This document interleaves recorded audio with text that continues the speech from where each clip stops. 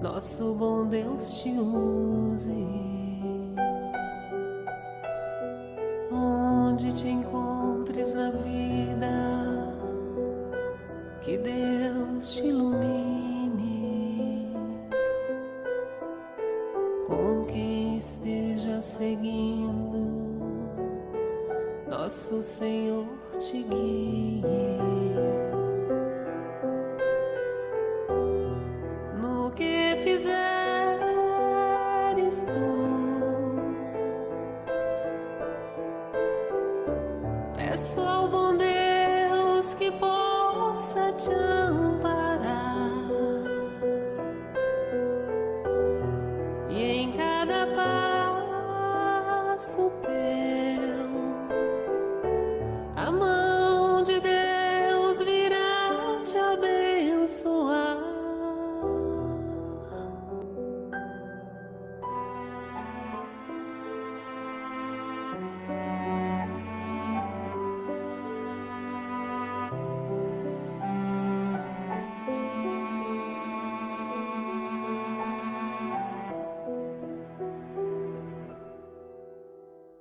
Como estiveres agora, nosso bom Deus te guarde. Como estiveres pensando, nosso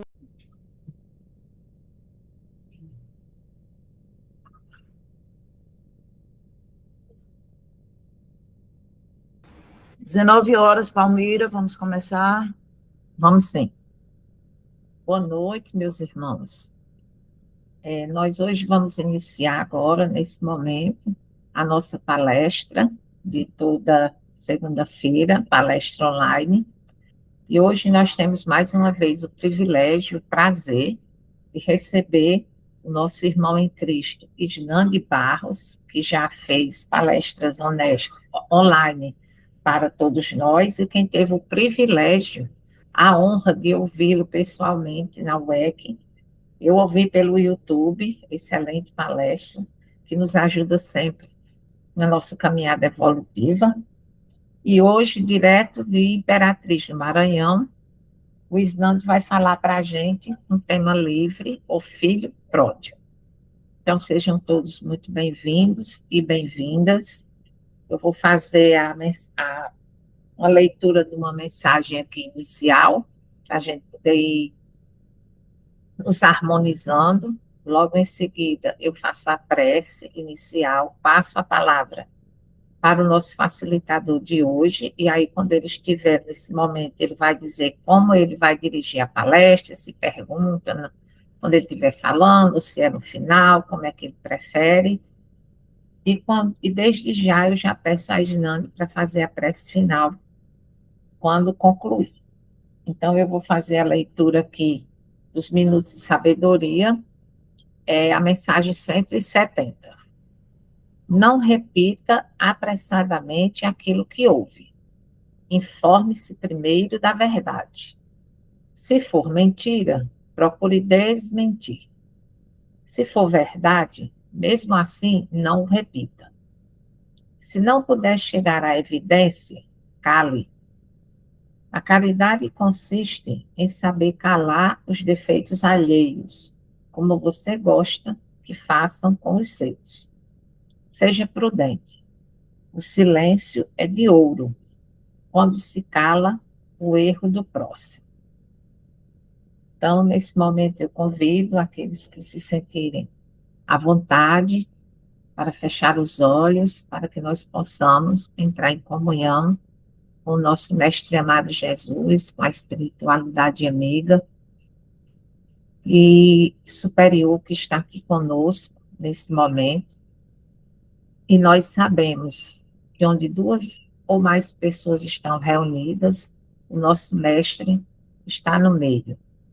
Então, nós sabemos, Senhor, que Tu estás aqui conosco nesse momento, nos envolvendo com vibrações de paz, de amor, de misericórdia, para com todos nós.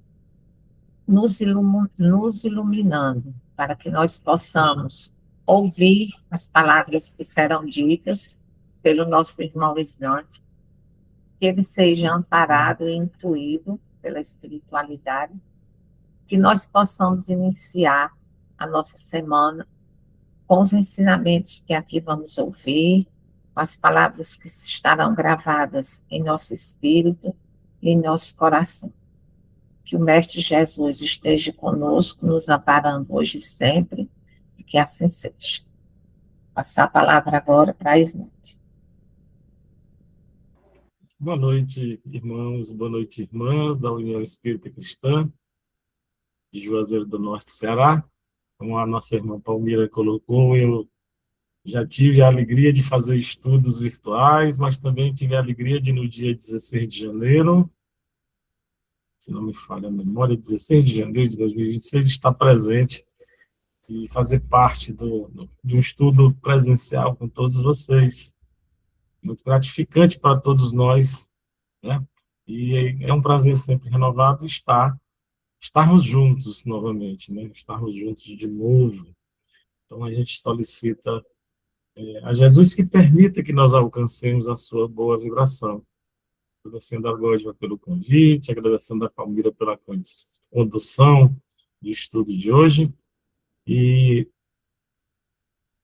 quando a gente fala de filho pródigo, a gente tem a máxima evangélica, a passagem do Evangelho, né? É aquela parábola do filho pródigo, né?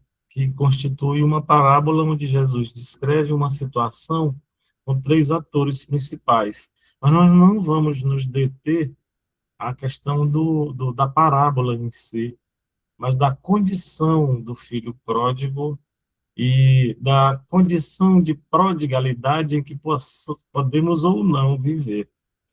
E, Palmira, com relação ao estudo, eu vou fazer uma abordagem inicial e a gente abre para os comentários e os questionamentos. Você vai acrescentando os comentários que forem feitos e a gente vai conversando sobre esse assunto. A parábola, vou fazer uma abordagem geral sobre a parábola, a gente fixa-se nós nos fixaremos na condição do filho pródigo. São três personagens, um filho que solicita a divisão de bens, né, requerendo a sua parte na herança, um pai amoroso, que diz, já que tu queres antecipar a herança como se eu houvesse morrido, eu vou antecipar. Então ele demonstrou muita benevolência, o pai, no momento em que o filho solicita o resgate, digamos assim, tomar posse da sua herança, ele só teria, segundo a lei, se o pai tivesse morrido. E ele pede antecipação. Ou seja, sob o ponto de vista da compreensão e da concepção judaica, era um grande desrespeito do filho com o pai. Ou seja, ele pleiteou a condição de morte para o pai em função da antecipação daquilo que ele teria direito no futuro.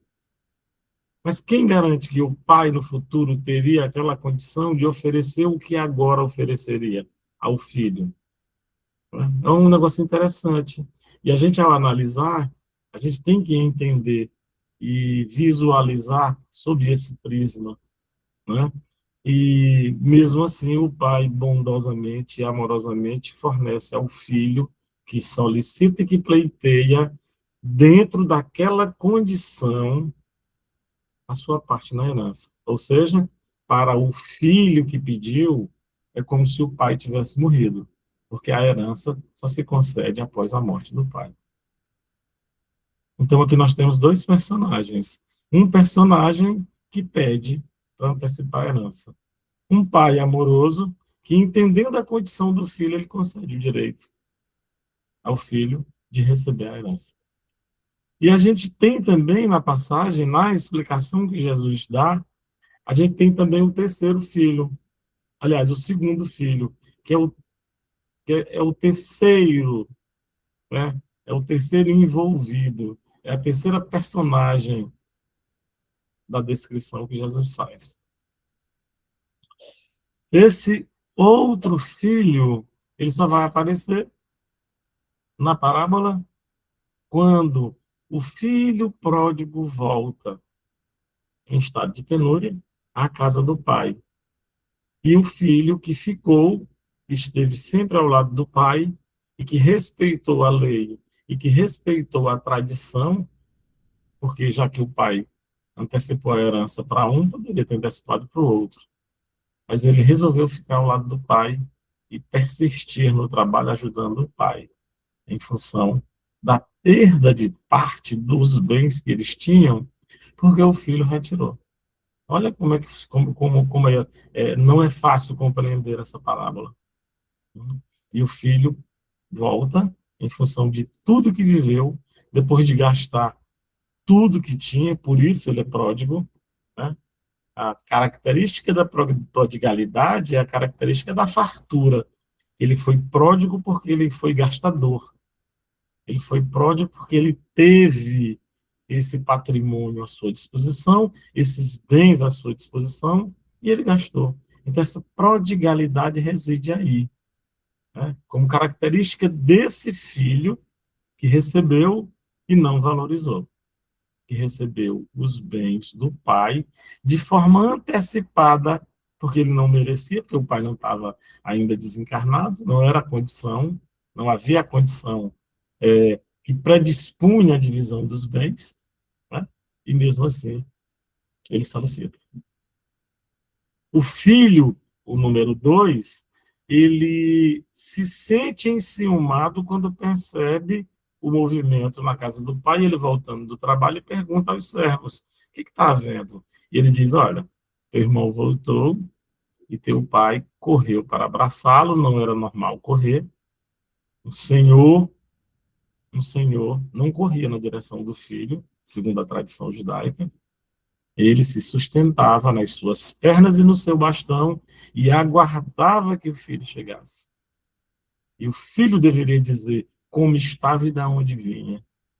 E o filho dizia de onde está, como estava e de onde vinha e o que queria, né? E o pai corre na direção dele, o abraça, o recebe e o filho diz, papai, me receba como um funcionário seu. Aí a gente vai percebendo características do ensino de Jesus. O pai se movimenta na direção do filho pródigo, que recebeu tudo antecipadamente e que gastou. Ou seja, viveu sob o âmbito e a dimensão da prodigalidade, da gastança. E o outro filho pergunta, mas você vai fazer tudo isso?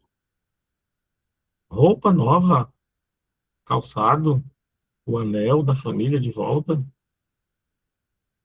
O senhor vai mandar matar um dos bezerros cevados? O senhor vai fazer uma festa? Eu aqui estive com o senhor o tempo todo, o senhor nunca mandou fazer uma festa para mim. E o senhor nunca mandou matar um bezerro cevado para que eu festejasse com os meus amigos. Aí o pai, o Senhor diz, tu estava sempre comigo. E hoje eu vou comemorar porque eu tinha um filho perdido e ele retornou. Então a parábola é famosa por isso, por essas características. Aí o que nós vamos entender sobre o perfil do filho pródigo? Em primeiro lugar, analisando essa questão do filho pródigo, nós vamos buscar o entendimento, sob o ponto de vista psicológico, de como ele se comportava. Como ele pediu a antecipação, ele se moveu por duas características, pela vaidade e pelo orgulho. Pela vaidade, pelo orgulho e pelo egoísmo. Pensou só em si, não pensou que o pai, por exemplo, ficaria com um terço, né, a menos, ou com 25%, digo, a menos do que tinha, porque deu a ele antecipadamente. Quem garantiria que o pai teria condições de dar aquela quantia a ele no final da vida, próximo de desencarnar, próximo de morrer? Ninguém garante. E se ele empobrecesse em relação ao que tinha? Ele foi movido por Egoísmo, ele pensou só em si, pela vaidade, a vaidade de querer ter o que não tinha, que ainda era do pai, que ele tinha direito, mas o direito dele só se concretizava após a morte do pai. Então ele se moveu pela vaidade e pelo egoísmo, né? E ele usufruiu do recurso que era seu, passou a ser seu, porque o pai decidiu dividir a herança. Decidiu conceder de forma antecipada a herança àquele filho que solicitou.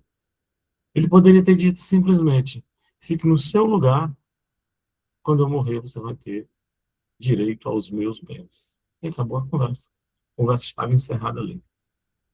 E ele compreendeu aquela necessidade daquele filho. E ele deixou que o filho vivesse de acordo com o que ele planejou. Porque o filho pródigo, ao receber a herança, ele vai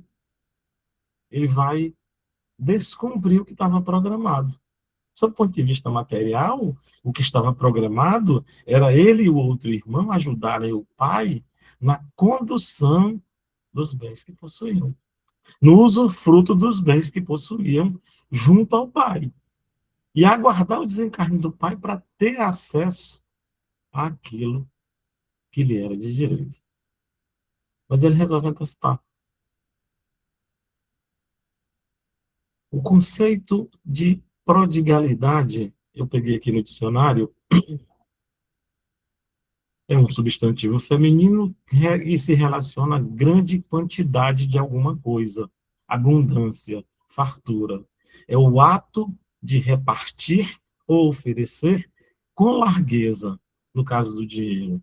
Generosidade, dadivosidade. Ou seja, ele, de posse do recurso do pai que passou a ser seu, ele foi pródigo, ele gastou à vontade. Ele se divertiu, ele usufruiu de todas as necessidades que a materialidade poderia oferecer àquele que tivesse dinheiro, àquele que tivesse riqueza.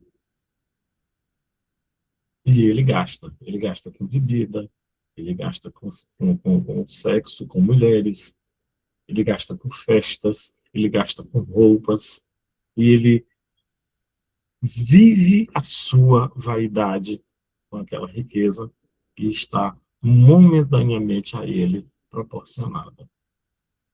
O filho pródigo, depois de viver sob o âmbito e a dimensão da prodigalidade, de forma perdulária, de forma irresponsável, o dinheiro acaba. E o filho pródigo vira funcionário de criadores de porcos. Ele estava muito afastado da casa do pai. Aí também tem uma questão figurada. Ele foi para muito longe com o dinheiro que ele tinha. E depois que acaba o dinheiro, o que ele consegue é ser funcionário, empregado, né, na função de cuidador de porcos, tratador de porcos. E ele não tem acesso à alimentação adequada, que ele cogita comer as bolotas que eram dedicadas aos porcos, como alimento dos porcos. O Wagner Paixão, quando fala sobre essa bolota que alimenta os porcos, ele fala o porco para o judeu era um animal considerado impuro. Então, o que o impuro comia era o mal. Ou seja, ele flerta com o mal, ele flerta com a dor, ele flerta com o sofrimento. Ele está diante da bolota que alimenta o porco. Ali tem uma nuance da parábola que pode ser estudado em outro momento até, com mais profundidade. Wagner Paixão faz um estudo interessante sobre esse aspecto. Mas só que é o seguinte, tem um momento que o filho pródigo cai em si. Tem um momento que ele cai em si. E ele diz: E ele lembra que os funcionários do pai dele não passam fome, que os funcionários do pai dele têm onde dormir, que os funcionários do pai dele têm um salário justo. Aí ele demanda a casa do pai. Aqui tem outra figuração também, né? É o momento em que ele desperta e ele lembra que tem um pai e ele diz: eu vou voltar. Mas quando saiu, ele foi para muito longe. E ele sofre muito para voltar à casa do pai. E ele chega à casa do pai na condição de maltrapilho.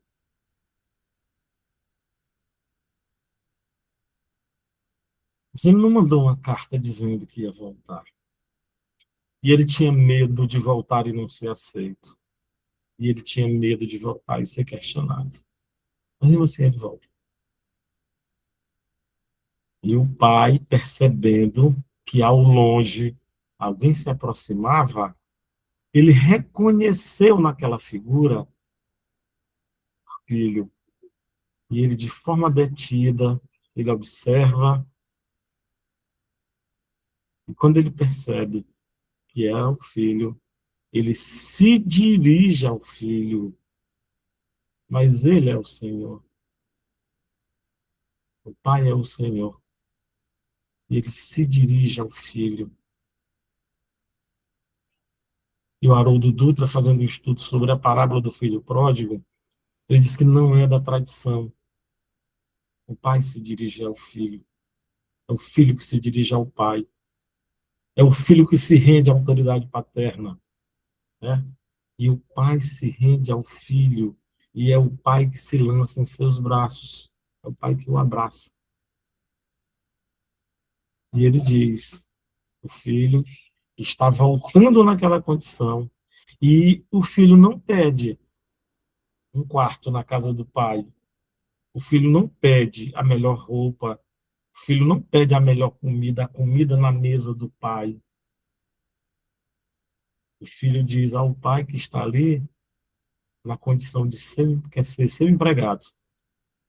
Porque o que ele sofreu no mundo, ele sabe que na condição de empregado na casa do pai, ele não sofreria.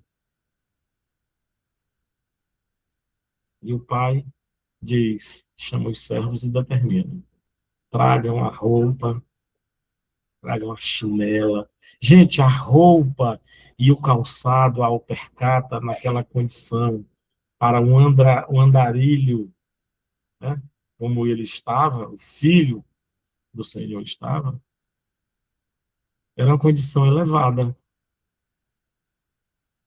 O funcionário dele não tinha acesso àquela roupa que ele ia vestir agora, como filho, não como empregado, porque o pai não o aceitou na condição de empregado.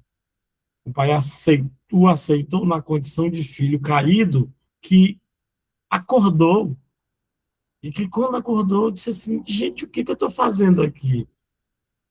Se na casa do meu pai, como empregado, eu estaria melhor do que eu estou. Eu estou muito longe na casa do pai. Estou muito distante da casa do pai. Foi o que ele percebeu. E o pai, além de pedir a sandália e a roupa, pediu também o anel. E colocou de volta o anel na mão do filho que renegara a família.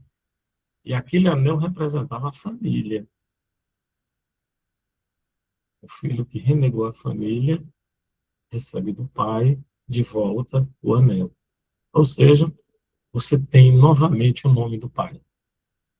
Você faz parte de novo da família do pai.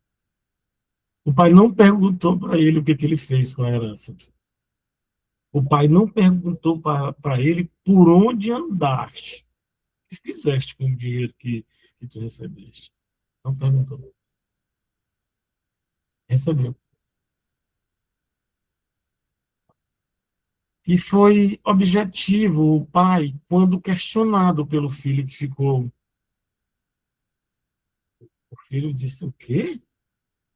Festa para o camarada que já recebeu a herança dele, que gastou? e que voltou caindo os pedaços, maltrapilho? Por que não teve para mim a festa?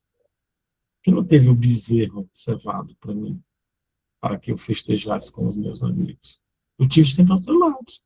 Eu tive sempre aqui. Eu sempre te ajudei. Eu não te pedi a antecipação da herança. Eu não te desconsiderei nem te desrespeitei. E a resposta do pai é interessante porque ele diz: eu tinha um filho que se perdeu e ele voltou. É como se ele tivesse ganho o filho novamente. Então, o filho pródigo é aquele que recebe do pai, às vezes sem merecer.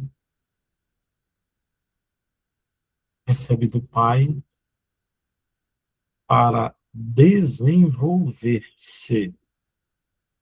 Recebe do pai para desenvolver o conhecimento.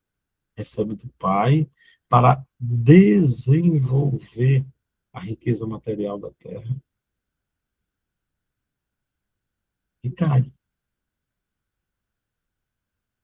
pela prodigalidade, pelo exercício da prodigalidade. Almira, vamos. Eu já fiz essa abordagem inicial, vamos fazer uma integração, né, com as pessoas que estão assistindo, né? Se alguém tiver algum comentário, algum ponto a destacar ou algum ponto a questionar, a gente complementa. Se não, a gente continua. Tá bom?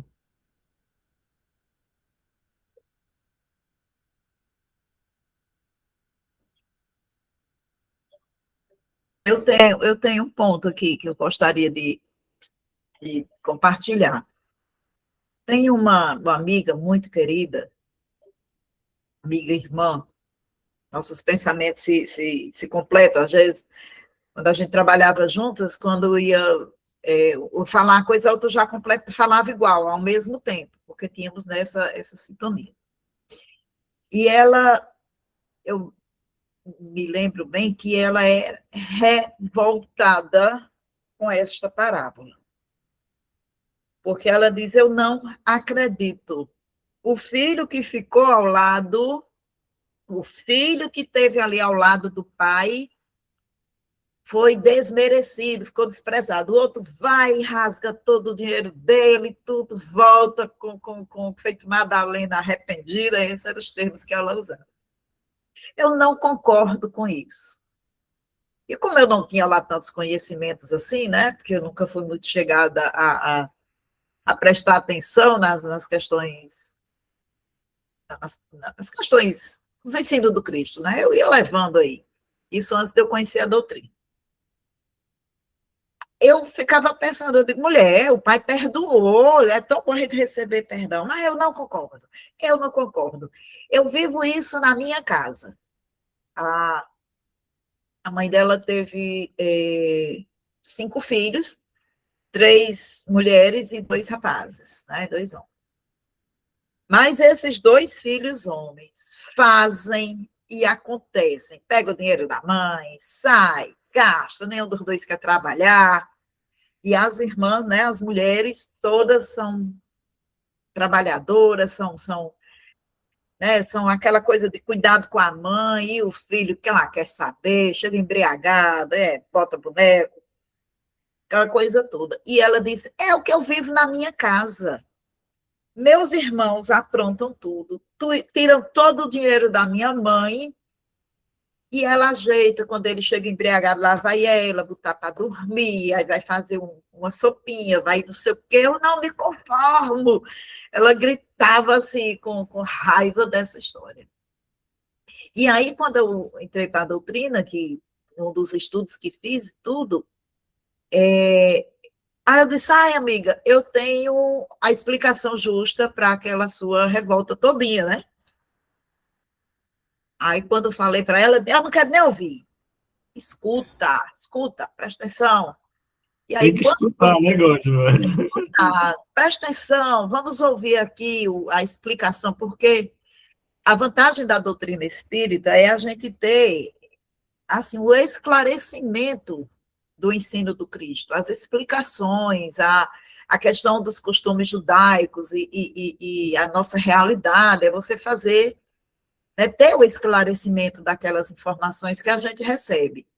Enquanto que na religião que a gente abraçava, quer dizer, não abraçava não, quando não foi muito chegada, mas que a gente ia porque era de bom tom para a missa, de bom tom, fazer comungar, etc. E tal, a gente ia por ir, o desencargo de consciência, mas não tinha essa, pelo menos da minha parte, essa preocupação em entender cada coisa, né? Aí, ali, devagarzinho, mulher, escuta, presta atenção, deixa eu te dizer o que é, né, qual é a explicação sobre isso, tudo.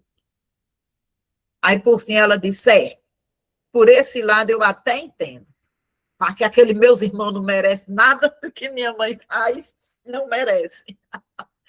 Então, assim, eu não posso ouvir essa parábola que eu lembro dessa, né, dessa minha amiga e desse conceito que ela tem do filho pródigo. E aí o tempo foi passando e tudo mais, e ela acaba que não se reclamou mais, não se queixa mais. Embora ela diz, eu não sei porquê, mas as mulheres lá em casa, todas que trabalham, que dão de conta de tudo, têm o maior cuidado com minha mãe, a gente não recebe um elogio sequer, a gente não recebe um afago sequer. Agora, aqueles outros dois, né, tudo para eles. É só de quem eu lembro quando eu dou de cara com essa parábola. Aí eu queria compartilhar isso aí. Gódio, muito bem colocado. Porque a parábola do filho pródigo, ela é tida como uma parábola onde o pai é injusto com os filhos. E, na verdade, para além dessa análise que a gente faz, a gente tem que entender que o filho que foi, o filho que partiu, o pródigo, ele era doente. Ele precisava da condução do pai. Por que ele era doente? Porque ele era vaidoso e era orgulhoso e era materialista. E ele não amava verdadeiramente o pai.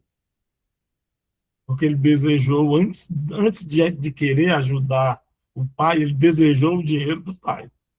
Ele não era, digamos assim, amoroso e justo com o pai. Mas tem outro detalhe. O filho que ficou, que todo mundo toma as dores do filho que ficou, ele era invejoso. Ele também era doente. Ele também era doente. Ele também merecia. Pois é, o choque da minha amiga é saber que ela ali era invejosa, né? Foi um choque de realidade, assim, de início, ela não quer saber, eu não quero saber. Só piorou a história, só piorou. Né? Mas aí depois Dificultou ainda mais o negócio. fez tornar o caldo, né? Mas aí hoje ela já compreende o que é uma bênção. E outra coisa, qual é a família que não tem alguém que tem problema que dá trabalho? Né? Lá no capítulo, se não me engano, no capítulo 26, 25, no finalzinho, talvez 28, no finalzinho do livro Mensageiros. Lá tem uma casa em que uma senhora tem as filhas e tem um filho. As meninas estudam o evangelho. O pai, antes de desencarnar, na casa fez uma sala, que é um salão, na verdade, onde se faz o evangelho. E lá, naquela casa onde se faz o evangelho no lar, aquela mãe reúne as filhas e um filho. E o filho vai para o evangelho, mas ele é turrão, ele é revoltado. E naquele momento em que se faz o evangelho, naquela noite do evangelho, as equipes espirituais de nosso lar vêm para lá para fazer cura, trazem para lá, e lá é transformado, trazem para lá médicos, especialistas, e os trabalhadores espirituais da Terra acolhem pessoas ali próximo para serem, de espíritos encarnados, para serem acolhidos e tratados. Naquele evangelho. Quando a criança lê o evangelho, o espírito, se não me engano, Alexandre, parece que coloca a mão na testa dela e ela faz a leitura e a interpretação do Evangelho. A mãe é semi-analfabeta, mas quando ela comenta o Evangelho, ela está influenciada por espíritos muito elevados que ali estão falando não só para aquele grupo familiar, para as crianças, para a mãe, mas para todos os encarnados que foram para ali levados. E o menino é revoltado. E no livro a gente fica sabendo que aquela família, o pai, a mãe e as crianças fazem parte da família espiritual, formam um grupo espiritual. E o menino foi ali incluído. Não é da família espiritual, é um ser humano sofredor e um pouquinho mais atrasado, que precisa daquele concurso, daquela vida, para se melhorar. E no final do evangelho ele diz para a mãe dele que não entende por que se faz evangelho. Besteira daquela. Que aquele salão podia ser alugado para botar um comércio ali, a família ganhar dinheiro e deixar de passar fome. Porque a família, às vezes, almoça e não janta. Né? E ela é auxiliada pelas famílias que moram próximas. Que a mãe trabalha arduamente, mas não consegue suprir todas as necessidades da casa. E às vezes esse filho que foi colocado lá na família é o mais doente. Talvez as três meninas que nasceram naquela casa, Godiva, eram as mais preparadas, vieram para dar o exemplo, e não para ser invejosa, e não para recriminar a mãe e o pai, porque cuidam do mais doente. E os dois são os mais doentes. Os dois são os mais necessitados. Né? Então, o filho que ficou é aquele filho que, ao invés de dizer, poxa, papai, que grandeza a sua de receber o nosso irmão sofredor e doente. Vamos recebê-lo com muito amor. Mas não. E ele era trabalhador. Ele não era um mau filho. Porque ele ficou cuidando do pai, e ficou ajudando o pai, ajudando, talvez a gente não sabe se por interesse, mas ele ficou.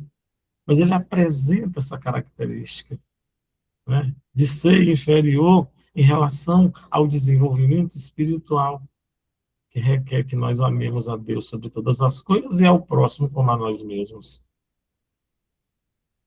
O Emmanuel, no capítulo 24 do livro Pão Nosso, ele nos dá uma lição sobre o filho pródigo. Sobre o filho pródigo, não. Sobre os filhos pródigos. Porque naquela casa, Godiva, tem dois filhos pródigos que vão e que voltam, que são perdulários, que são gastadores. Pode botar dinheiro na mão deles dois, que eles vão gastar. Mas tem uma mãe que recebe os dois. Quando eles chegam, tem um lugar arrumado para dormir. Quando eles chegam, tem uma comida que vai ser esquentada. Ele não vai comer a comida fria. A mãe vai dizer, tome um banho, que enquanto você toma o banho, eu esquento a tua comida. Não importa se meia-noite, 1 da manhã ou 2 da manhã. Eles vão ter a comida quente. Porque eles são os filhos pródigos que estão voltando à casa do pai e da mãe. Talvez para sair eles disseram, sabe, não tem como me arrumar aí R$ 50, que eu preciso comprar não sei o quê. Eu preciso comprar um remédio.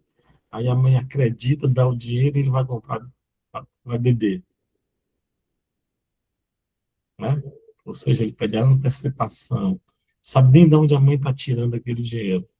Talvez está tirando da aposentadoria, talvez está tirando do salário. E ele gasta.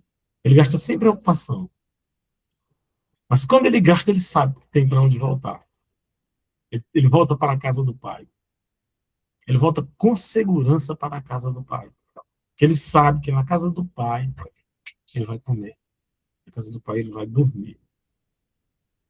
E o pai, amorosamente, recebe o filho. E o pai, amorosamente, não condena o filho que ficou. Pela cobrança que o filho fez. O filho fez uma cobrança direta. Qual é o direito que ele tem de ser melhor tratado do que eu, se ele foi e eu fiquei? Se ele gastou e eu acumulei contigo? Se ele gastou de forma perdulária e irresponsável e eu produzi e aumentei a nossa riqueza. Porque ele tem parte na riqueza, ele tem parte na herança. E o mais interessante é o seguinte: o filho volta, ele vai fazer parte. O pai não recebeu como funcionário. Se recebeu como filho, ele vai ter parte de novo no que tem, que o pai tem. Então, a riqueza do pai, ela é dividida entre os filhos. E o Emmanuel, no capítulo 24 do livro Pão Nosso, ele fala sobre os filhos pródigos atuais. E ele diz que nós somos filhos pródigos quando, por exemplo, recebemos a dádiva do conhecimento e nós vaidosamente, né, não compartilhamos o conhecimento que temos, não dividimos o conhecimento que temos. Eu sou um palestrante e eu cobro R$ 2.000 para fazer uma palestra. Viu? Você pode pagar? Ah, não posso, estou em dificuldade. Então você não vai ter a minha palestra, porque eu sou um estudioso, eu tenho muito conhecimento. Aí, esse conhecimento que me deu foi o Pai. Essa possibilidade que me deu foi o Pai. 3 semanas atrás, não, já tem um mês já.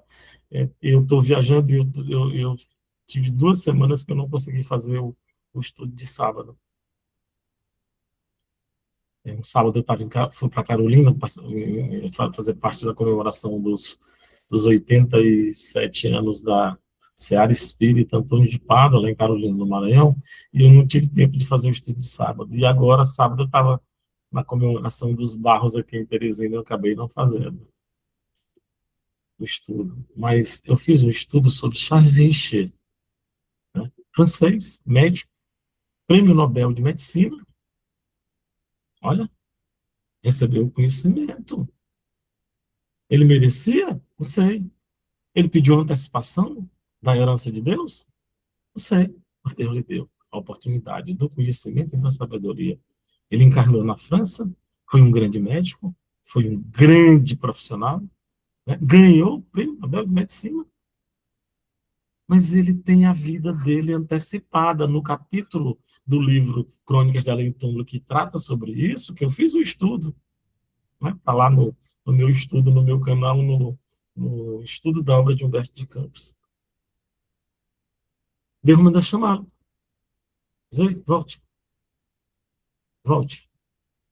Você foi excelente no campo da medicina. Você foi excelente no campo da ciência, no âmbito do conhecimento, da sabedoria. E a sua asa da sabedoria foi muito desenvolvida. Mas você não desenvolveu a asa do amor. E você foi com conhecimento para adquirir visibilidade e pregar o amor, pregar a caridade, viver o evangelho. Ele não tinha tempo para isso. Ou seja, ele foi pródigo. Ele foi um filho pródigo de Deus. Ele gastou, ele fazia parte de grandes eventos, seminários, o grande médico. E cadê a caridade? Cadê a vivência do evangelho? Cadê a disseminação do evangelho? Onde foi que ele nasceu? Na França. O que ele deveria espalhar? O Consolador prometido. Ele deveria disseminar com a sua ação, o seu conhecimento, a sua sabedoria, o seu poder financeiro. Ele era um homem popular. Se ele tivesse falado de caridade, do espiritismo, de Jesus, do amor ao próximo, ele teria uma repercussão muito grande. Então, ele foi pródigo. O Emmanuel está falando que nós somos pródigos hoje. Filhos pródigos de Deus hoje, na medicina, na engenharia. Quando gastamos, quando somos perdulários, quando somos pródigos com o conhecimento que Deus nos deu.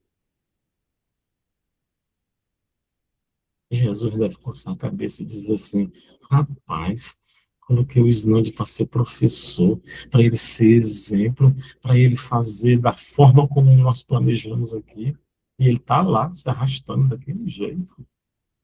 Chama ele de volta. Bora corrigir o rumo. Charles Richer foi chamado de volta para corrigir o rumo. porque recebeu a herança de Deus para desenvolver as duas asas. E a asa do conhecimento ele desenvolveu. Reconhecidíssimo. Reconhecidíssimo. Pode pesquisar, Charles Richer, você vai encontrar.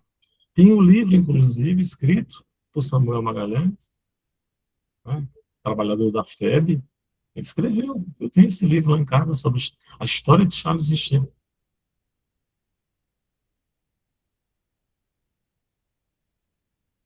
Então, nós estamos cheios de pessoas hoje que vivem no âmbito da prodigalidade. Só um minutinho que eu vou ler só um pedacinho do texto aqui do capítulo 24 que eu separei.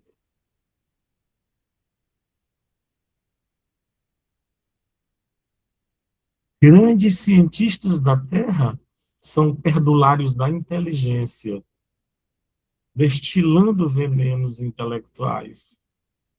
Olha só um minutinho, deixa eu abrir mais aqui. Indignos das concessões de que foram aquinhoados. Artistas preciosos gastam, por vezes, inutilmente, a imaginação e a sensibilidade através de aventuras mesquinhas, caindo, afinal, nos desvãos do relaxamento e do crime.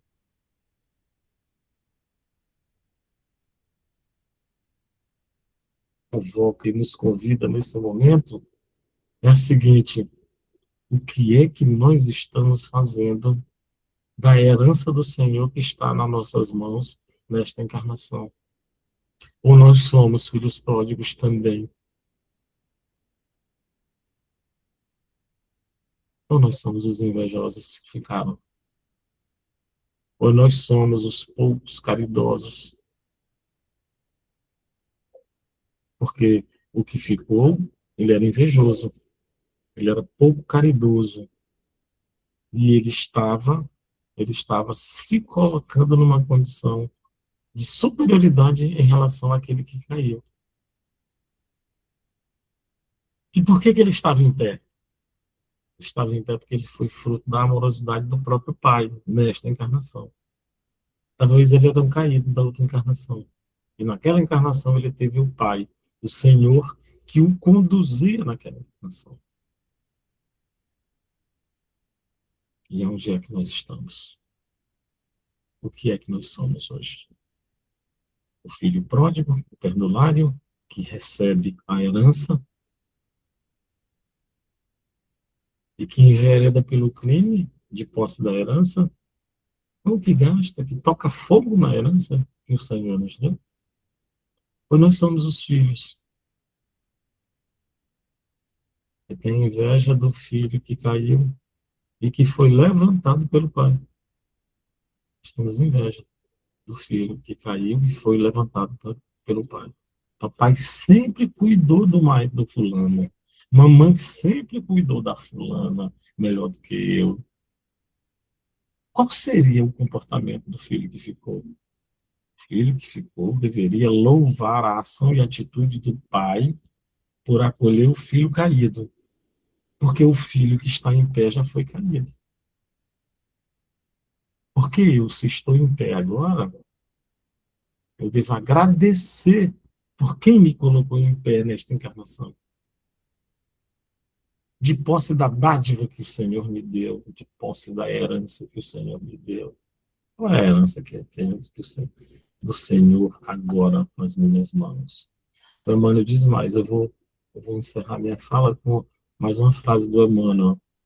Ele diz assim: em toda parte vemos os dissipadores de bens, de dinheiro, de riqueza, de saber, de conhecimento, de sabedoria, de tempo.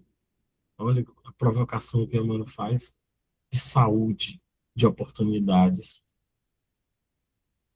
São eles que, contemplando os corações simples e humildes em marcha para Deus, possuídos de verdadeira confiança, experimentam a enorme angústia da inutilidade e distantes da paz íntima exclamam desalentados: Quantos trabalhadores pequeninos guardam o pão da tranquilidade enquanto a fome de paz me tortura o espírito? O mundo permanece, diz Emmanuel, o mundo permanece repleto de filhos pródigos e nós nos colocamos nessa condição de filho pródigos. Quando não somos filhos pródigos, somos os filhos invejosos. Mas o Emmanuel diz que não é só o conhecimento, a herança não é só a sabedoria, nós somos perdulários e pródigos com o tempo, nós somos perdulários e pródigos com a nossa, a nossa, a nossa sabedoria, com o nosso conhecimento, com o nosso tempo, com a nossa saúde. Ele fala, o que eu estou fazendo com a saúde que eu tenho? Onde eu poderia viver mais tempo, trabalhando mais. O que eu estou fazendo com a minha saúde? Com o excesso de alimentação, com a falta de sono, com a falta de descanso, com o excesso de medicamentos, com o excesso de drogas, com o excesso de tudo que afeta a minha saúde. O que eu estou fazendo com a minha saúde? Eu estou abreviando o meu tempo na existência atual. Quando eu faço isso, eu sou pródigo. Também, quando eu desrespeito e desconsidero o tempo a ser vivido, através da falta de cuidado com a saúde, eu também sou pródigo. E quando não sou pródigo, quando não estou na condição de pródigo, eu estou na condição de invejoso. Aquele que não compreende, aquele que não ama o próximo que está mais próximo, que é o seu irmão. Eita, gente, eu falei demais, foi? Tá na hora, Palmeira, de encerrar, não tá? Temos ainda uns 5 minutinhos, ou para quem desejar fazer perguntas ou comentários, mas o seu tempo está corretíssimo. E, como sempre, nos enche de conhecimentos. Eu nunca tinha olhado por esse lado, essa parábola. Católica durante muito tempo, o padre fazia a homilia só naquele. E aí eu não tinha visto ainda por esse lado, essa outra visão. Mas é assim, a gente vai aprendendo com o tempo. Somos espíritos imortais e milenares e vamos aprendendo aí com os erros e acertos dos outros, das parábolas ditas pelo mestre. Alguém quiser comentar alguma coisa, fica à vontade. Boa noite. Eu gostaria, Palmira, rapidinho. Boa noite. Excelente palestra, como sempre, né? Muito iluminada e cheia de conhecimentos e provocações, né? Para as nossas reflexões esta noite. Me vi nos dois filhos, né? Numa parte no que foi, uma parte no que ficou.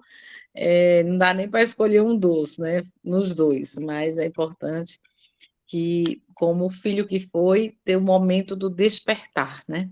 Desse despertar que vem muitas vezes pela dor. E aí fazer o caminho de volta, né? E o Deus, nosso Pai, aqui representado na história, sempre estará de braços abertos a nos receber quando, com o desejo sincero do coração, de abandonar, né, todos os nossos maus hábitos e vícios morais. Mas quero trazer também um ponto do seguinte, que é importante ter nós aqui, né, espíritos imperfeitos na Terra, termos a compreensão, a lucidez do discernimento do coração arrependido, que já começou a despertar para as verdades imutáveis do amor divino, e aí ser esse filho pródigo que busca o caminho de volta. Outros que erramos no sentido das leis divinas e às vezes das leis civis, e faz um simulacro desse arrependimento e deixa eu voltar. Jesus disse que é para perdoar. O pai recebeu o filho pródigo e vemos, infelizmente, né, alguns casos em que com essa questão, com essa narrativa e apoiado em passagens, inclusive evangélicas, volta, a família aceita, ou a pessoa aceita, porque às vezes esse filho pródigo é um marido, é um irmão, é um filho, e, na verdade, não tinha nada de arrependimento e, às vezes, comete um mal ainda maior. Então, a importância da gente fazer essa autoanálise, buscar essa comunhão, esse coração arrependido com Deus, mas buscar o discernimento do bem e do mal, da sabedoria, e pedir sempre, rogando aos bons espíritos que nos auxiliem sempre. Muito obrigada, uma feliz noite e até o próximo encontro.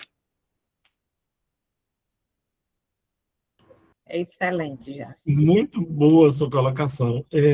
Aquele filho que volta para a casa do pai sob o discurso e amparado no conceito, né, da prodigalidade, né, na concepção de filho pródigo, e não está na condição de filho pródigo, né, é apenas um simulacro. Esse é um doente que merece uma dose maior de compreensão e de amor. Talvez não será nessa encarnação que ele se fará de filho pródigo, né? Nessa encarnação, ele apenas tentará ser o filho que volta à casa do pai, né? Mas nós somos assim. A gente tenta voltar e não consegue, cai novamente, e mesmo assim, Jesus amorosamente vai nos dizer: olha, eu te dei 3 oportunidades, e você, inclusive, tentou me enganar, mas vamos de novo. E Jesus dá a 4ª oportunidade, ou seja, com uma dose de sacrifício maior, uma dose de cobrança maior, porque quem cobra é a nossa consciência, né? No caso de Judas Iscariotes, Jesus diz, segundo Maria Dolores, quando vai lá pacificar aquele espírito conturbado, né, sofrido, Jesus dá um passe nele, ele dorme. Jesus diz, e a Maria Dolores diz que Maria de Magdala pergunta: e de onde é que o senhor está vindo? Ele disse: fui atrás de um amigo. Amigo? Judas Iscariotes. A gente não abandona um amigo. E Jesus foi lá, Jesus foi lá, pacificou o espírito dele, deixou o espírito dele, deixou ele na condição espiritual, dormindo, e voltou, mas deixou que o livre-arbítrio dele fizesse com que ele voltasse em várias encarnações sucessivas e dolorosas, segundo ele diz no capítulo 5 do livro Crônica de Netuno, até purgar todas as dores e sofrimentos na fogueira. E quando ele se perdoou, porque Jesus nunca levantou suspeitas sobre Judas. Jesus sempre amou Judas, mesmo sendo traído. Aí Jesus, a gente não pode se comparar com ele, né? Mas a figura do Pai é a figura de Jesus e a figura de Deus em relação a nós, né? Ele sempre estará do nosso lado a nos proteger e cuidar de nós. Islândia, a UEC agradece a sua contribuição, disposição, presença, sempre amada e sempre tão querida. E quando receber o convite, por favor, aceite, porque nós temos muito a ganhar com suas palestras. Que Deus te abençoe poderosamente. Obrigado, fico muito agradecido pelo convite, estarei sempre à disposição, certo? Segunda-feira é o dia da minha reunião mediúnica, que eu faço parte, eu faço o estudo do Livro dos Espíritos às 19 horas, e às 20 eu subo para a mediúnica. Mas eu agendo, e uma vez por mês eu estou à disposição para estar com vocês. Pode agendar que eu venho, sim, com certeza. Pronto. Podemos encerrar, então, com a prece final. Então, vamos elevar o nosso pensamento a Deus, Pai de infinita bondade, neste momento.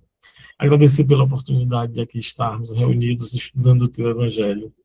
A gente pede penhoradamente que o Evangelho penetre no nosso coração, mas que não só penetre o nosso coração e a nossa tela mental, que ele altere o comportamento nosso, a nossa relação com os nossos familiares, a nossa relação com os nossos amigos, mas também com os nossos adversários desta vida e de outras vidas, com os nossos inimigos desta vida e de outras vidas. E nós nos inspiremos no amor do Pai em relação ao Filho, para melhorarmos para nos direcionarmos na senda do bem e na senda do amor ao próximo, hoje e sempre. Que assim seja. Que assim seja, graças a Deus. Muito obrigada, Isnaldo. Não, Obrigado pelo convite, Godman. Todos que estão aí. Ana, Graciele, uma saudação. Boa noite. Wanda também, boa noite, gente. Obrigado pelo convite. Obrigado, Palmira, pela condição. Maravilha.